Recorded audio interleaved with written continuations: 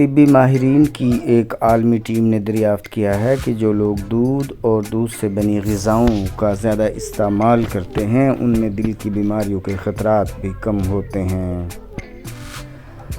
इस तहकीक में माहिरीन ने दूध के इस्तेमाल और दिल की सेहत से मुतालिक 18 मुतालियात का जायज़ा लिया जो पिछले 16 साल के दौरान स्वीडन, अमेरिका, बरतानिया और डेनमार्क में किए गए।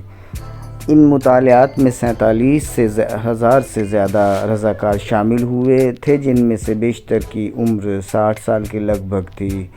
इस मेटा एनालिसिस यानी तज्ज़िये से मालूम हुआ कि दूध और दूध से बनी ग़िज़ाएँ जैसे कि दही, मक्खन और पनीर वग़ैरह ज़्यादा इस्तेमाल करने वालों में अमराज़ क़ल्ब की शरह ख़ासी कम थी। यही नहीं बल्कि अपने रोज़मर्रा मामूलात में सबसे ज़्यादा दूध और डेयरी मसनूआत इस्तेमाल करने वालों के लिए दिल की बीमारियों का ख़तरा भी सबसे कम देखा गया।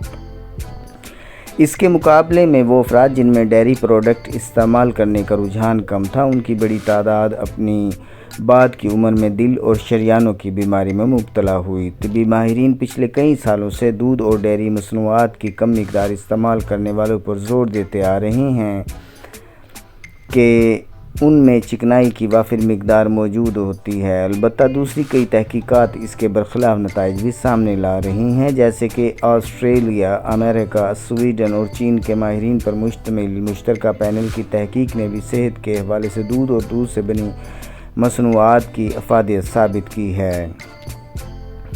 दिल की बीमारियों से बचने के लिए दूध पर मबनी ग़िज़ाओं का इस्तेमाल मुकम्मल तौर पर तर्क कर देना मसले का हल नहीं बल्कि इसकी संगीनी में इजाफ़े का बाइस बन जाता है।